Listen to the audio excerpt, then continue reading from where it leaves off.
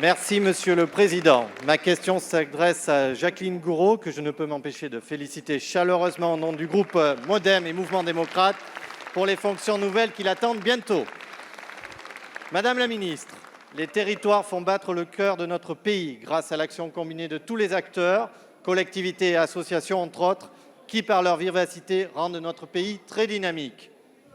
Et c'est souvent grâce à l'aide des fonds européens que l'arrivée à faire des projets vitaux pour les territoires, la France a bénéficié d'environ 30 milliards d'euros sur la dernière période de programmation. Mais en réalité, Madame la ministre, l'utilisation des fonds européens rencontre des difficultés. Ce sont ainsi des millions qui ne sont finalement pas utilisés ou rendus à l'Union européenne. Et c'est le cas, par exemple, pour les fonds visant à garantir la gestion durable des ressources naturelles et la mise en œuvre des mesures en faveur du climat.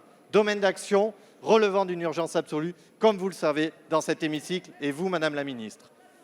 Les porteurs de projets, qui sont souvent de petites structures, associations, collectivités rurales, ne disposent pas toujours des moyens humains ou financiers pour faire face à la lourdeur administrative, tant française qu'européenne. Par exemple, l'Association des maires de France a révélé que sur la dernière période de programmation, plus de 1000 projets auraient été abandonnés en raison de la complexité du délai de paiement ingérable vis-à-vis de l'Europe.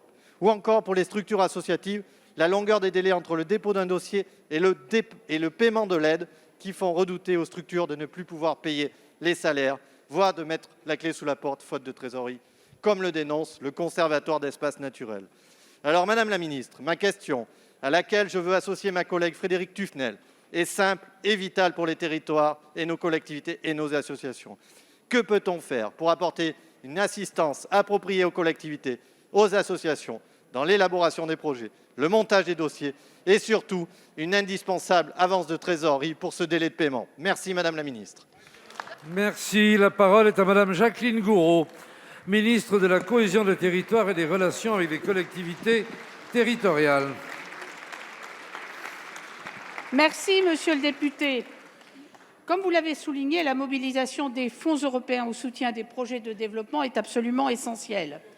Et dès 2020, lors du comité État-région, j'ai annoncé avec Renaud Muselier, alors président de Régions de France, le lancement d'un chantier de simplification de gestion de ces fonds qui commence déjà à porter ses fruits, aussi bien au niveau européen qu'au niveau local. Au titre de la programmation 2021-2027 qui vient de commencer, par exemple, le nombre de programmes a par exemple été divisé quasiment par 2.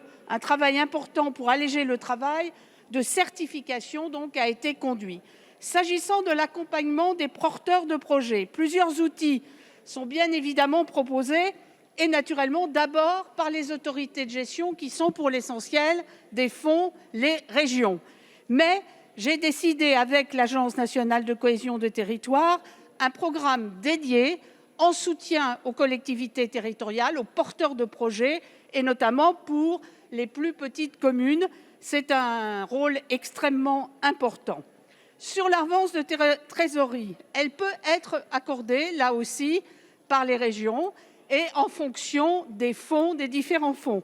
Je voulais signaler que, par exemple, l'État aussi est concerné et pour le FSE, une partie du FSE est gérée par l'État.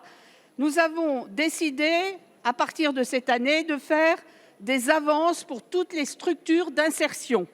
Je suis convaincue qu'une plus grande simplification, bien sûr, favorisera la consommation des fonds européens.